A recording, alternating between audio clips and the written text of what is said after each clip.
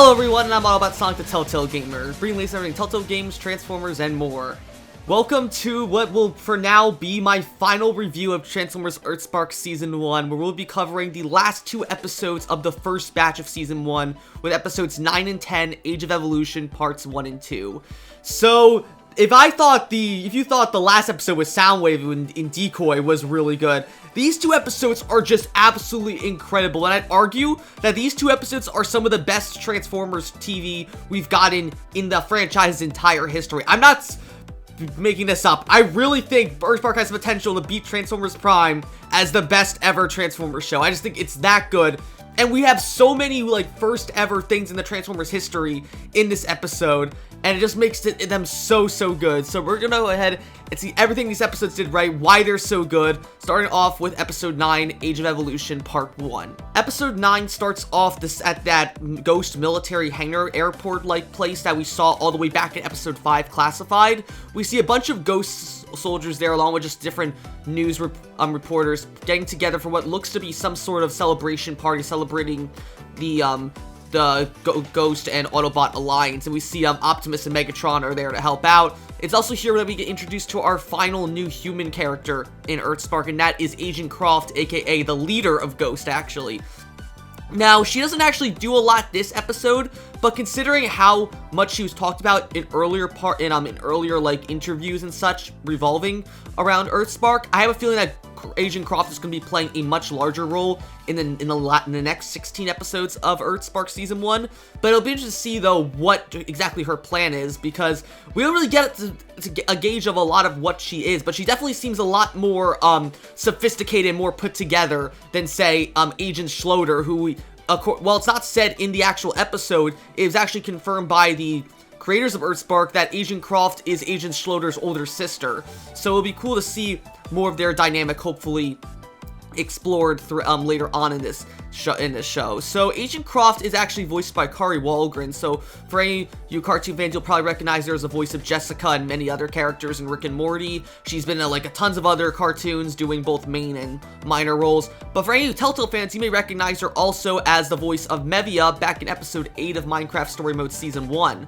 So immediately she sounds a lot like Mevia in that regards, but she doesn't really do a lot in this episode. She's just there to help make sure that the celebration is going off without a hitch, and she's there to introduce Megatron and Optimus to the rest of Ghost alongside Agent Schloeder. What's interesting here about this whole thing is while Agent Croft and Schloeder are talking to Megatron and Optimus about how it's going to go, that essentially they're just going to be given a bunch of statements to read and just reassure the public that the alliance between Ghost and the Autobots is worth continuing for the US government and all that. We do see some interesting things throughout in the background and in dialogue in this whole scene. So Megatron states that he absolutely does not like basically being told what to do with these with this Ghost celebration party, being told what to say and all that, where he believes that he and Optimus are essentially being glorified trophies, for a lack of better terms.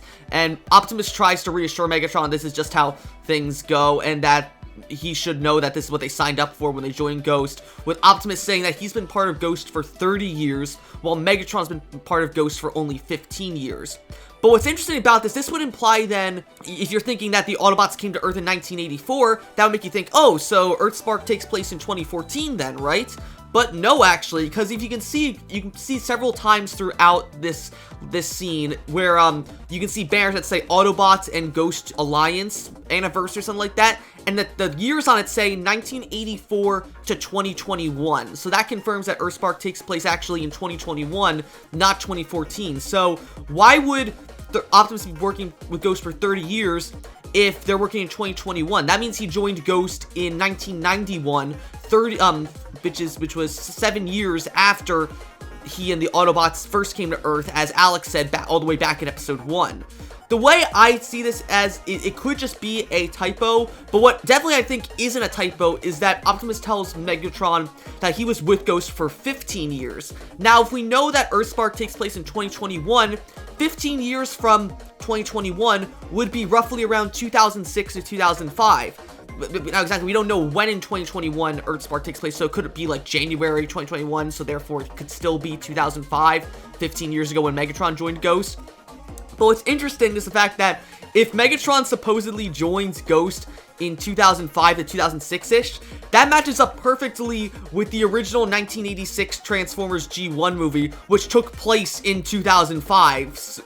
And that's so special because that's when, technically in G1 continuity, the War for Cybertron ended with Optimus and Megatron both dying in that movie. Well, Megatron did, though, become Galvatron later on in the movie, but you get what I'm saying. So it's really, really cool to see that EarthSpark is just doing all these cool little lore bits. So that implies that in EarthSpark's continuity, the Cybertronian War ended on Earth back in 2005 when the G1 movie take place. So if you really want to consider it, you could say that maybe the G1 movie happened a different way, where instead of Optimus and Megatron killing each other like in the original movie, Optimus managed to broke a truce with Megatron, and that's when the war ended. So then since 2005, he and Optimus have been working together to hunt down Ghost Soldier, hunt down rogue Decepticons. So I think that's a cool little thing. So while Megatron and Optimus are arguing, they don't realize that Robbie, Mo, Dot, and Alex are also there at the party as well, considering that Dot is an official ghost agent. So they're all there and say hi to Optimus and Megatron. There's this one really cute moment where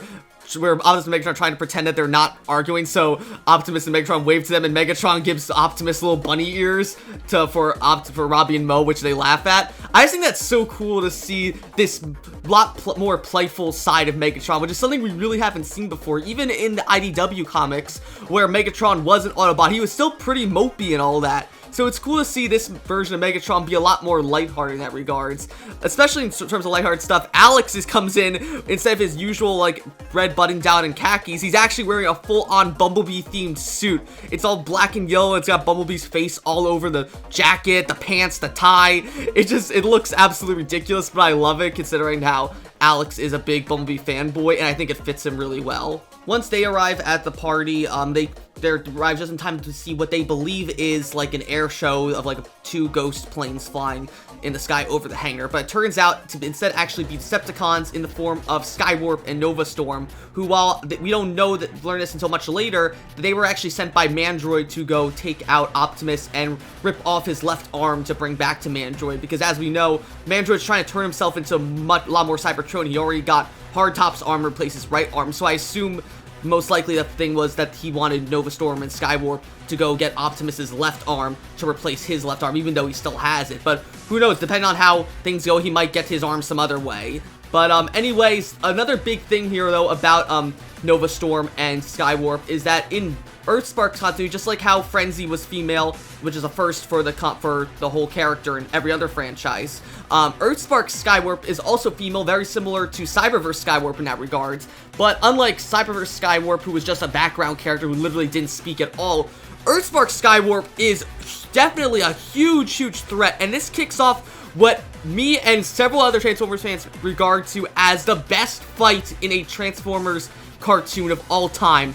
Like, legit, this whole scene, like, for the next 3 to 4 minutes, is just pure unadulterated chaos, and I absolutely love it.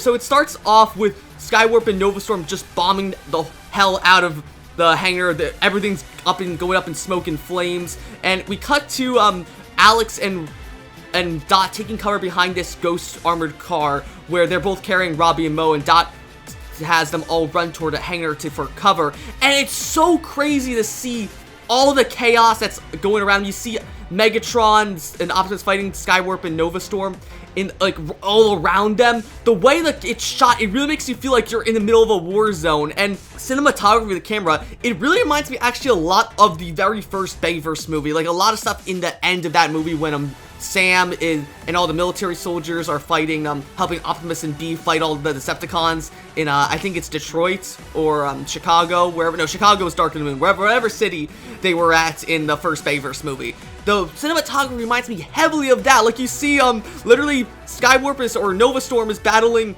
Megatron right in front of the car that Dot and Alex are hiding behind, and then Nova Storm just literally grabs Megatron's face and slams it into the car roof, right, while they're still taking cover behind it. And then as Dot and Alex are running away with Robbie and Mo into a hangar, you can see in the background Optimus battling Skywarp amongst all of the smoke and fire, and it just, oh my god, it's so cool. And that's only further strengthened by the amazing storyboard artists. I know how last time I talked about how Stephanie Ressler did a great job with the storyboards back in episode 7, Traditions. The storyboard artist for this whole fight scene was Kevin Molina Ortiz, who you may recognize did a lot of the storyboard fight scenes for Rise of the Teenage Mutant Ninja Turtles. And that's immediately what I thought of when I was watching, is that the cinematography, the way it's just so anime-esque and bombastic, it reminds me so much of Rise of Ninja Turtles, and that's why that show's fights were so good. It was because of him and several other storyboard artists who just gave it their all into this, and it really makes it feel just so fluid. I absolutely love it, and just the fight just keeps going on and on. Like, one of my favorite parts of this whole fight is when Optimus is battling Skywarp, and so she actually ends up using her teleport power that other versions of Skywarp have used in the past, most notably G1 Skywarp and IDW2 Skywarp. A lot of other Skywarps in the past don't really use their teleporting abilities, so it's cool to see EarthSpark Skywarp finally get to use that again. So she's around blinking all over the place in like this red lightning, kind of reminds me of like Tracer from Overwatch in that regard, where she's just blinking like all around Optimus trying to disorient him. And then it even gets even further when Skywarp gets on top of Optimus and starts sawing away at his left arm, and Megatron, who's busy battling Nova Storm in the sky, notices that Optimus is in trouble. So what does he do? He grabs Nova Storm by the face, swings her around in the air, and then fires his fusion cannon right into the sky with a nut, so that the recoil from his fusion cannon sends him and her flying back down, slamming into the ground with this huge crater. And then he just runs over to Optimus, transforming into his helicopter mode mid-run, and turns himself literally into a giant shuriken, swing through the air, and actually nearly cuts off one of Skywarp's wings with how fast he's spinning into her. Like, oh my god, like literally, if I was like 10 years old, I'd be losing my mind watching this. I'm 24 and I'm losing my mind watching this. It's just so good. Okay, I gotta stop gushing all over this, or I'm gonna like be out of breath before this episode's over. I've still got like another half hour to talk about this episode. But long story short, Optimus and Megatron do manage to subdue Skywarp and Nova Storm. However, Skywarp does manage to break free by teleporting out of Optimus's grasp and frees Nova Storm from Megatron, so they end up escaping. Meanwhile, Dot, Alex, Robbie, and Mo all head home when Agent Croft realizes that the news crews that were all there for the event have been filming the whole attack, so they think it's gonna cause the U.S. government to believe that Cybertronians are like still a threat, regardless of whether or not they're working with Ghost. So the whole party just gets deemed a failure, and Optimus and Megatron decide to head back to Malta Homestead, just clearly feeling defeated about the whole situation. So meanwhile, when they all reunite back in Homestead, we see Twitch and Thrash are absolutely furious with Dot, Alex, and even Optimus for not letting them come to help out, just because of the fact that since they're Terrans, they can't let go see them.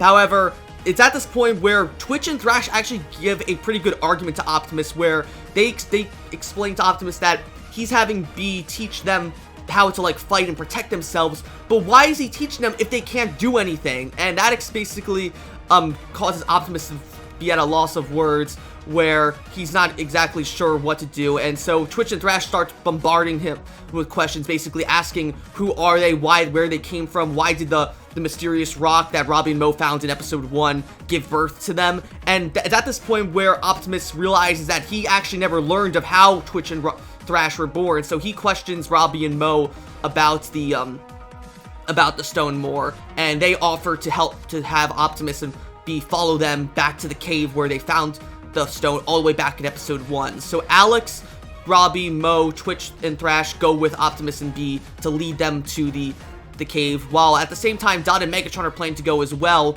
but instead Optimus ends up getting a call from Agent Schloeder informing him that Skywarp and Nova Storm have apparently been captured and that they need Dot and Megatron to come pick them up. So Optimus has Dot and Megatron go to capture them and make sure they're brought back into Ghost HQ, while he and B go with Robbie, Mo, the Terrans, and Alex to go find the stone. So Dot and Megatron actually arrive at this naval yard, the very same one actually all the way back in episode 1 that we saw Optimus and Alita battle Swindle and Hardtop at.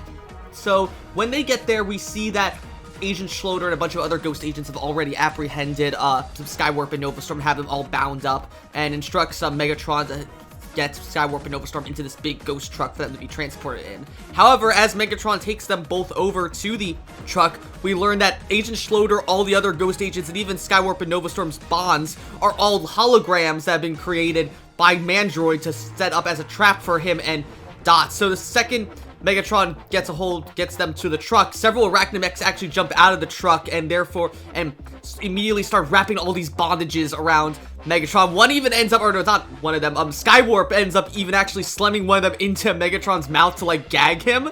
And it makes this very, very suggestive set of poses for Megatron that I see a lot of people on Twitter just running wild with, apparently. Maybe a little too much if some of the art I've seen is any indication. So Mandroid then reveals himself to Dot and Megatron, where he explains that Skywarp and Nova Storm are operating under his orders, basically where he's threatening them with being dissected if they don't comply with him. So it's at this point where Mandroid explains that he's the one who's been tracking down all the Terrans the whole time, which infuriates Dot to no one, where when she's being captured by him and all the Arachnamechs along with Skywarp and Nova Storm, she just straight up decks Mandroid right in the face, but Mandroid doesn't, like, retaliate at all whatsoever. He says that he apologizes, though, for putting her children's lives in risk with his things, and that says that he only wishes to deal with Megatron and the rest of the Autobots, not Dot and her children. So he tries to make Dot see his point of view by inviting her into this truck to be transported back to his base alongside Megatron, and that's basically where their stories. We'll pick up with their story later on this episode, but for now I'm going to go back to the main theme story with Robbie, Mo, the Terrans, Optimus, and B going to find the cave where they gave birth to Twitch and Thrash at the beginning of the series. It's almost nighttime when Optimus, Bumblebee, Alex, Thrash, Mo, Robbie, and Twitch end up arriving at the cave the exact same way they did back in episode 1, where they fell off the bridge when all the Arachnamechs attacked that ghost convoy. So it's at this point where the cave is too small for Optimus and Bumblebee to fit in, so Alex, Robbie, Mo, Twitch, and Thrash go in by themselves to go all the way back down to the exact chamber where the stone is. It's actually at this point where they do find it, and Robbie and Mo get excited at this, thinking that they can use the stone to create more Terrans and therefore more siblings for Twitch and Thrash. So there's this really cute and actually really cool scene where Robbie, Mo, Twitch, and Thrash all approach the stone to presumably get ready to touch it the same way that Robbie and Mo did at the start back in episode 1 and created Twitch and Thrash. So when they're about to do it, Alex encourages them both, saying they've got the touch, and then you actually, unlike Cyberverse, where Hot Rod told Soundwave the exact same thing back in Season 3, only to get some stupid royalty-free rock and roll song that doesn't sound like the touch at all, we actually get to hear, like, the first couple, like, 10 or dozen notes of the actual song, The Touch, as this happens. And I really thought they were gonna play the whole song, but the fact that they actually got the rights to include, like, the first opening riff of The Touch in this show makes me really happy that they actually got the rights, because if you're gonna make a Touch reference, just please put the song in. Don't just play some cheap rock song that doesn't sound anything like it. Actually get the song, or at least do a cover of it or something like that. And I'm so glad that EarthSpark did that. So Robbie and Mo touch the stone, thinking that it will create more Terrans for Twitch and Thrash. However, after a while, nothing seems to happen, and they're confused as to why. So Alex at this point then suggests that they take the stone back up to Optimus and B to basically see what they think about it.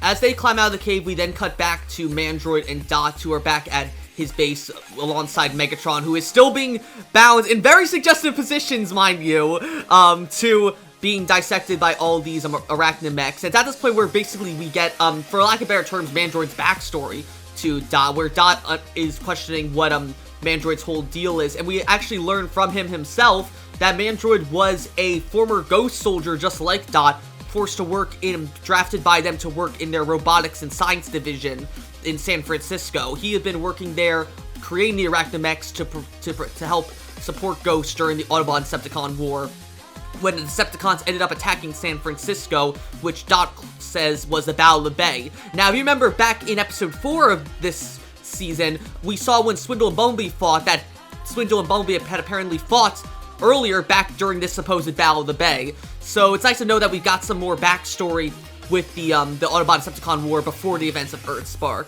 So it's at this point, though, when Dot explains that she was leading a squad of soldiers during the Battle of the Bay. Mandroid asks Dot if she remembers the Autobot friendly fire that had destroyed several ghost buildings during that battle. And we actually learned that is how Mandroid lost his arm in the war. He ends up losing it due to Autobot friendly fire, and that's why he hates them so much. I think that's such a cool idea to see that it's not just that he actually hates them for taking away his left arm. He thinks that they're dangerous because their friendly fire cost several soldiers their lives and made him lose his right arm.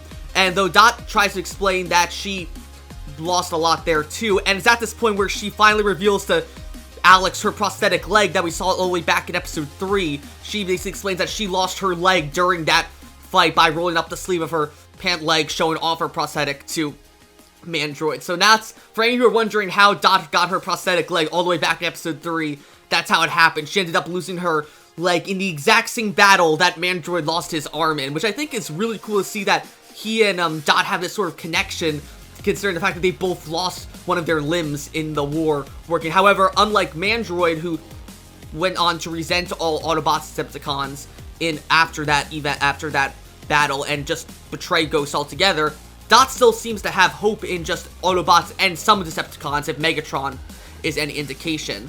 So it's at this point Mandroid basically explains his whole shtick to Dot, that he plans to use Megatron and dissect him to create the ultimate weapon that will wipe out all Cybertronians on Earth and save Earth in the process, where he believes that Earth will deem him a hero for what he does. While Mandroid is busy monologuing, Dot actually takes this opportunity to escape and retreat into the deeper parts of the factory to hide in from Mandroid's reactor mechs, but not before he actually gets into a little fight with her that results in Dot losing her little name tag on her Ranger uniform. So, realizing that he can use this as sort of a bargaining chip to try and get Optimus to come save Megatron as well, and therefore get him dissected as well, he tasks Skywarp and Novastorm with delivering Dot's Park Ranger badge to Alex and the rest of the Terrans, and hoping that they'll come save Megatron and Dot so that they can be captured as well. This leads us back to the main story where Robbie, Mo, Alex, Twitch, and Thrash finally get out of the cave and present the stone that created Twitch and Thrash to Optimus and B. And at this point where Optimus and B both recognize the stone as the Ember Stone, which they, alongside Alex, explain belonged to Quintus Prime, who was one of the original 13 Primes who created Cybertron, which is, as we learned back in the IDW comics, N Prime. So it's cool to see that EarthSpark has the same Cybertronian mythology that other continuities have, and even though it's cool to see new stuff, I do like that there are keeping some older stuff, because for mostly the whole subject of the 13 Primes wasn't really touched a lot on in Prime. It was only heavily, slightly alluded to with characters like Solus Prime with the Forge, or Micronus Prime in RID-15. It's cool to see now that we're actually getting more of the 13 Primes in this series. So Alex explains to Robbie and Mo that Quintus Prime left Cybertron to go and spread new life on other planets with the Ember Stone, and so realizing that the Ember Stone can create more life on Earth after presumably all other Cybertronians have died except for those on Earth, Optimus plans to use the Ember Stone to create more Terrans, but not before the Ember Stone suddenly disappears out of his hands and is replaced with Dot's name badge having been teleported there by Skywarp and Novastorm. The two of them then come basically planning in to take in Optimus and B and make them surrender, but they're not gonna do that, so they get into a fight with Novastorm and Skywarp, where B instructs Twitch and Thrash to go back to the cave with Robbie, Mo, and Alex and try to protect the Ember Stone at all costs. So, carrying the Ember Stone, all of them head back into the cave while Optimus and B deal with Skywarp and Novastorm. However, it's during this point also that Novastorm and Skywarp opened their cockpits, revealing that they brought several Arachnamechs with them as well. So, all the Arachnamechs jump out of their chests and end up going into the cave to chase down Alex, Robbie, Mo, and the Terrans into the cave to try and stop them. This brings us to the last 5 minutes or so of episode 9,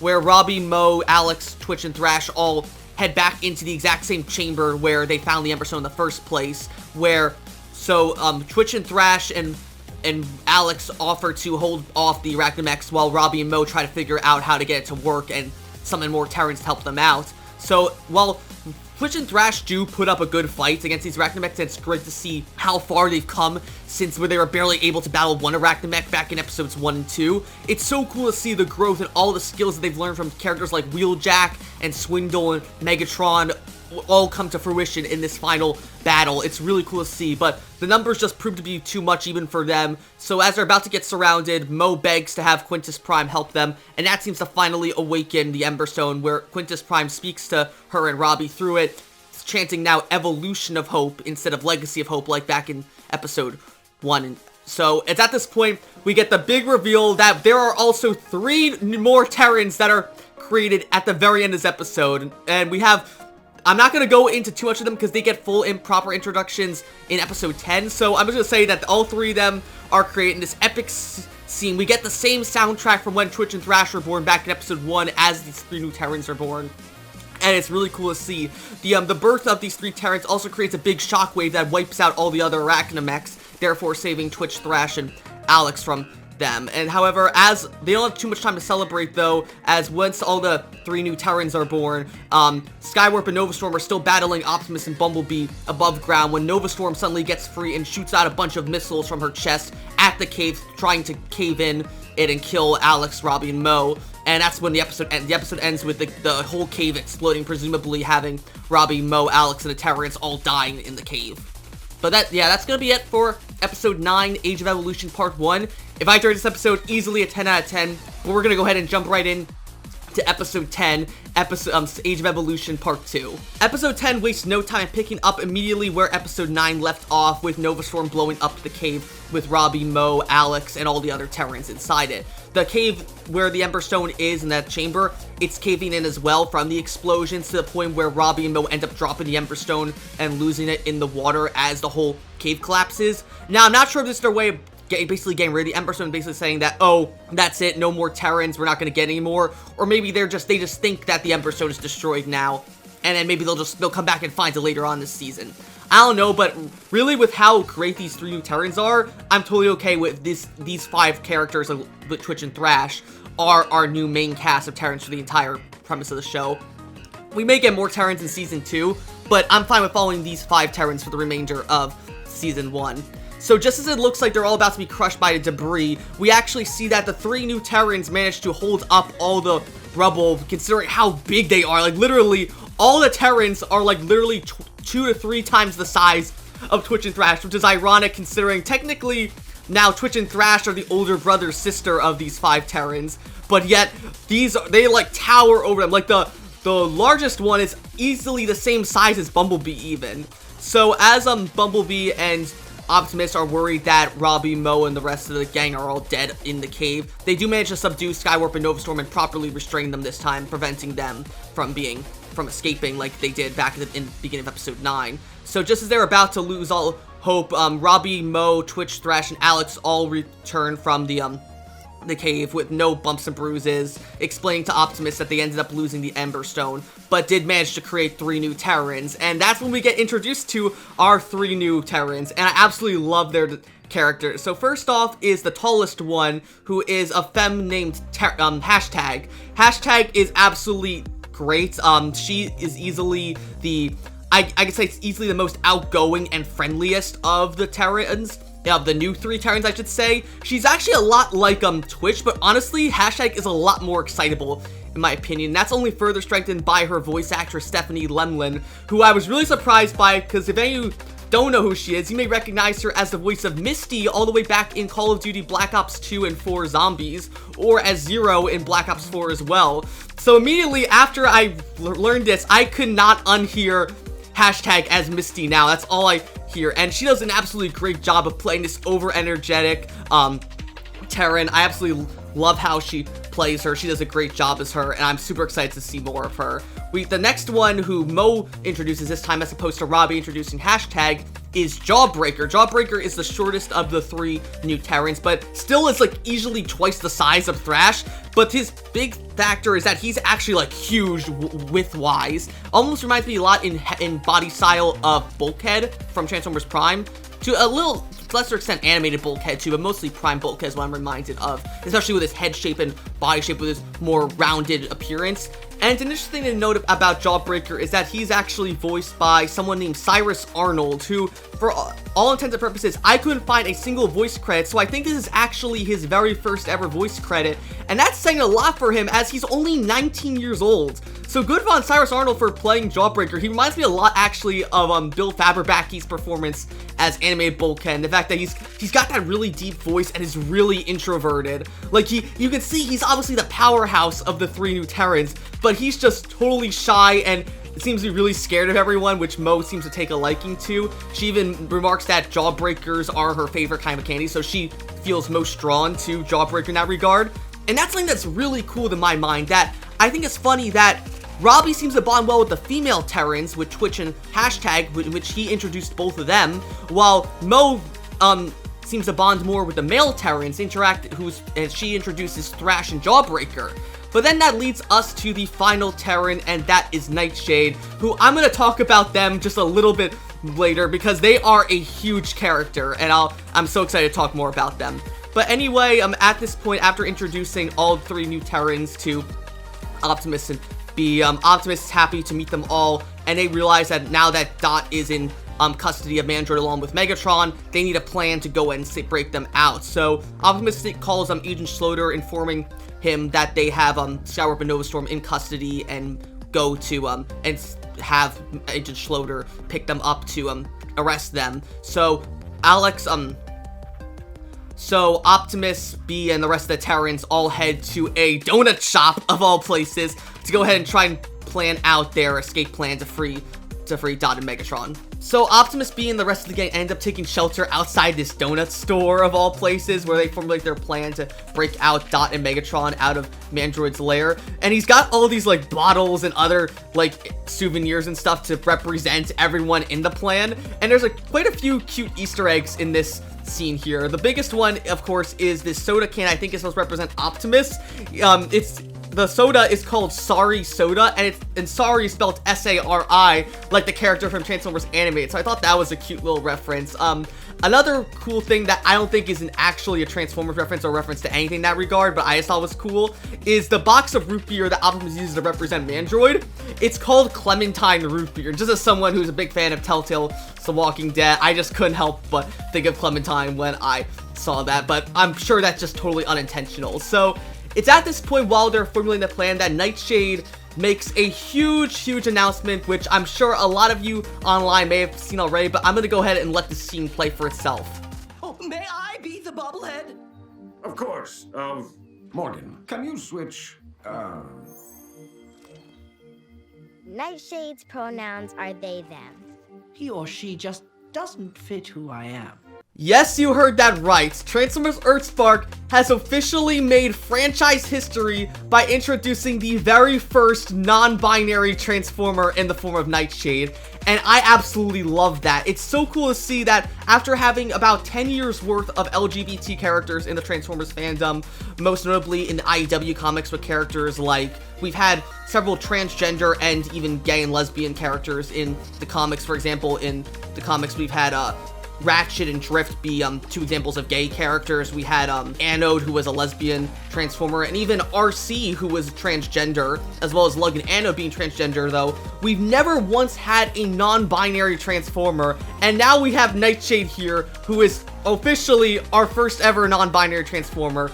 I absolutely love their design. I think their personality is super cool, and the way that Mo goes about explaining to Optimus that Nightshade is non-binary, I think is super well respected.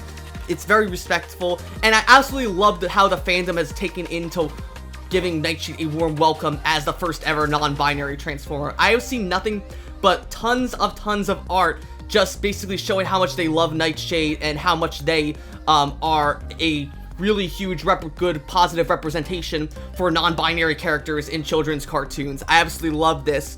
And that's only further strengthened by Nightshade's voice actor, Z Infante, who is also non-binary in real life. So I absolutely think they do a great job of voicing Nightshade. I think that they are easily my favorite of the 3 new Terrans. And I just absolutely love how they have sort of this, like, dramatic and almost stage-like presentation where everything's got to be a big spectacle with Nightshade. And I absolutely think that they're dramatic in the best way. I absolutely love them. And I'm just gonna say it now, just for anyone who, because I've seen quite a few people on YouTube that have been slandering Nightshade and just EarthSpark in general for going woke and all that. And I'm just gonna say right now, if there's any comments that basically talk about or complain about Nightshade being non-binary, they'll be immediately blocked and reported. I do not tolerate any form of homophobia or just transphobia.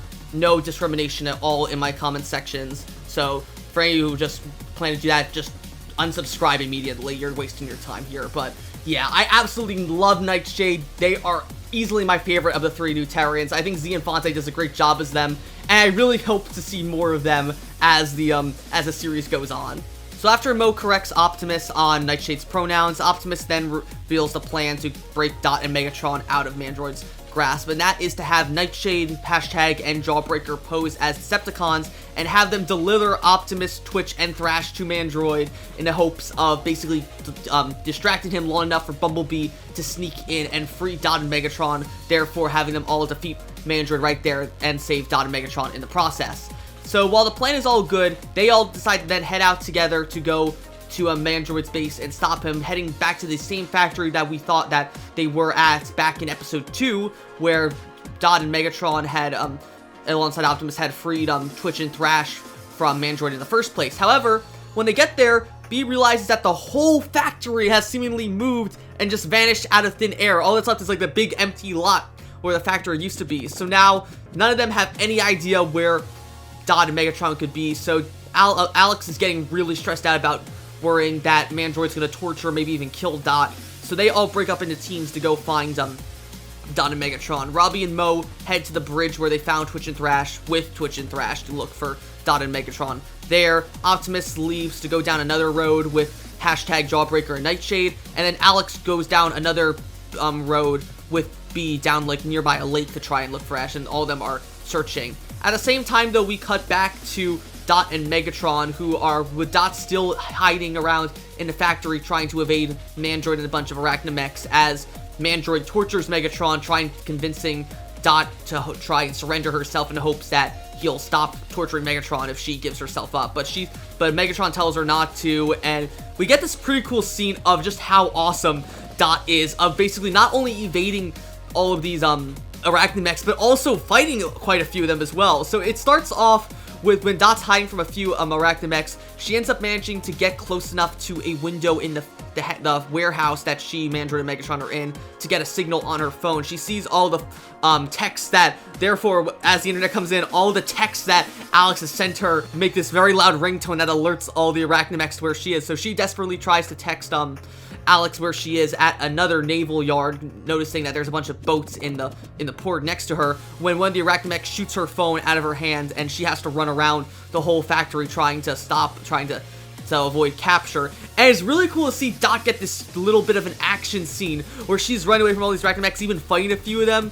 It ends, though, with Dot ends up swinging onto like this conveyor belt, knocking down an Arachnamech with her in the process.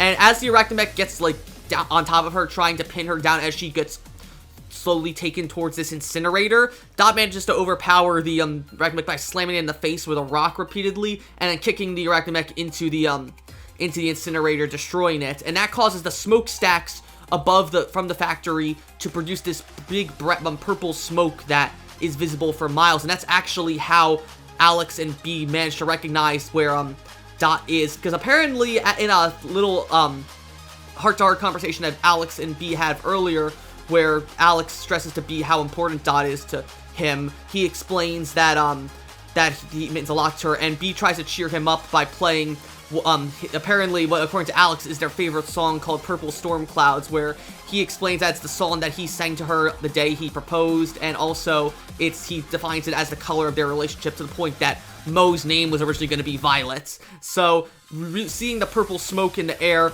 Alex immediately assumes that's where Dot and Megatron are, so he and B tell Optimus, Robbie, Mo, and the rest of the Terrans that they're there, and they all converge at the naval bay to try and free them and spring their plan into action. So eventually, all Optimus and the rest of the gang arrive at Mandroid's warehouse and spring their plan into action. So just as Dot finally gets cornered by a bunch of Arachnamechs and is taken to Mandroid, where he actually plans to kill her in front of Megatron, Hashtag Nightshade and Jawbreaker end up slamming into the base, armed with like these big ghost branded assault rifles, holding up Optimus, Twitch, and Thrash as prisoners for Mandroid. And we get this really, arguably, I think this might be the weakest part of the episode in my opinion, but it doesn't kill the episode in my opinion. It just is a bit disappointing. And it's where hashtag Jawbreaker and Nightshade all try to convince Mandroid that they're Decepticons who captured Optimus, Twitch, and Thrash, and trying to exchange them for safety from Ghost and the rest of the Autobots. So we get this. There are some funny things, but also some cringy stuff about this as well, where first off, it's basically Mandroid asks hashtag why they're there delivering Optimus and the Terrans instead of Skywarp and Nova Storm, and hashtag tries to make up this very brief like excuse alibi, saying that she was friends with Skywarp in bad guy school, and there's this little like cute art in the background of like hashtag and Skywarp in bunk beds. Even this one bit of like even implies that like they may have been in like a romantic relationship at some point in the past, and I see a lot of people online shipping Skywarp and hashtag just because of this one scene alone. It's harmless fun, but honestly I think it's really cute and funny. It's cool to see that, considering these Terrans have been alive for maybe only a few hours now, that it shows that they're inexperienced still and still have some trouble. But it is a bit cringy at some points, especially when basically when Mandroid then, while he seems to believe hashtag, he then asks them though how these presumably no-name Decepticons managed to take down Optimus, who is a Prime, and hashtag then struts up all sure of himself, thinking that he's got the best answer possible. And what does he say to Mandroid? He just says he made them ask nicely to come with them. Oh, Jawbreaker, sweetie, I know you're doing your best, but this isn't it, bud. This isn't it. But yeah, obviously though, Mandroid sees through this deception and actually peels off the little like post-it and sticky notes Decepticon badge that's on Jawbreaker's chest and realizes that they're all imposters. Though it's at this point though where hashtag tries to shoot at Mandroid, but the recoil of her gun causes her to miss and ends up ricocheting the blast off to a point where it actually ends up destroying the Arachnamech holding Dot hostage. So she manages then to free Megatron and therefore spring the plan into action, so they're all able to escape out of the base. And that's where sort of the final fight comes in here, with all the Maltos, Optimus, B, and Megatron versus Mandroid in this huge base, where it turns out basically Mandroid turned his whole warehouse. The reason why he was able to move it is because he turned his whole factory and like base into this big Howl's moving castle like does the contraption walker mech thing that's just shooting cannons on every single side in the water. And it's such a cool set piece. Honestly, hats off to the character designers. Whoever designed Mandroid's like castle mech, I'm gonna call it. It looks really cool.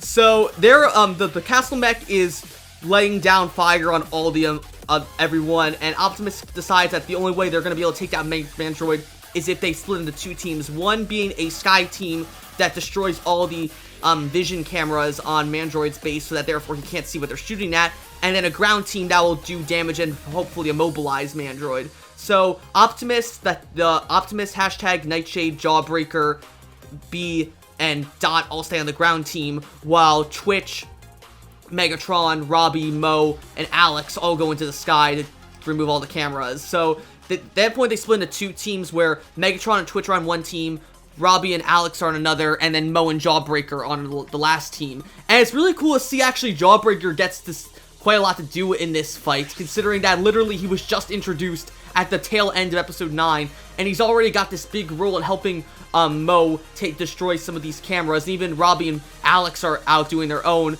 I really absolutely love how they're making how EarthSpark makes the human characters feel useful and actually involved in the fights. I know some people might complain that, oh, how are these 10-year-old and 13-year-old kids able to deal with this life-threatening, like, giant monster tank robot thing?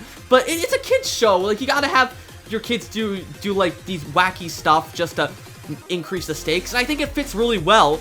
And one part I really like about this is when Twitch and Megatron go to deal with their own camera while Mandroid is firing all over them, and a few Arachnamechs are hanging on the side of the mech castle, shooting down them all. Twitch is battling a few of them and like getting ahead of Megatron when nearly one of the blasts ends up almost hitting Twitch, which Megatron though shoves her out of the way of it, so the blast misses both of them.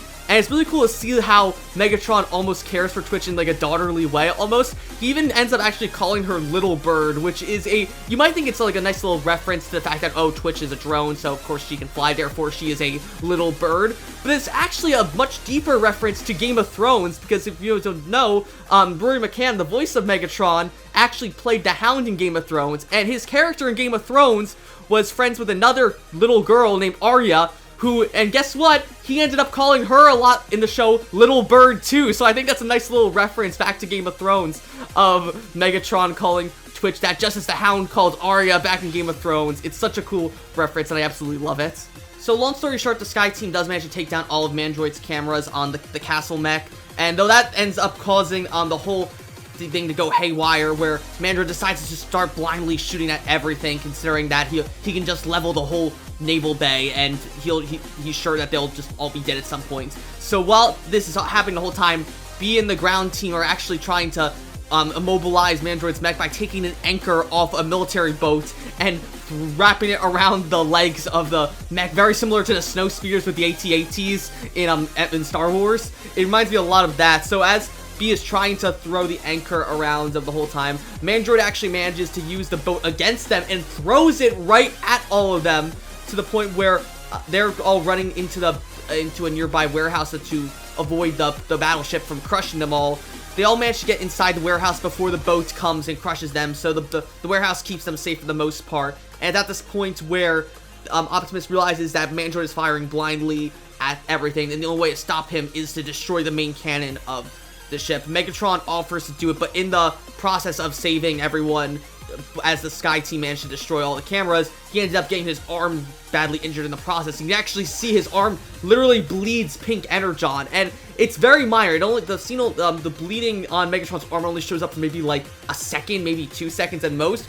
But it's still really cool to show that this show isn't afraid to show Transformers bleed energon, and that's something I really liked back in Transformers Prime, where you had a lot of characters, but if they got really hurt, they would bleed blue energon. But it's cool to see now, once again, I think this is the first time since Animated where we've had pink energon in a Transformers cartoon instead of blue energon, so it's cool to have that old pink energon once again. But after Twitch sees that Megatron is in pain, she realizes that she's really the only one who can destroy the cannon, so she ends up going out on her own to take down Mandroid. And I absolutely love this, that Twitch is the one who has to save the day. The fact that everything that she's learned throughout this whole season so far has led to this moment of her putting herself above everything else or putting her family above herself, to go out there and risk her life to try and take down Mandroid. I absolutely love that. So she's doing her best and absolutely doing a great job of dodging all of Mandroid's blasts, trying to get close to the cannon. But just as one blast is about to get her, it ends up being shot out or blocked by Thrash, who's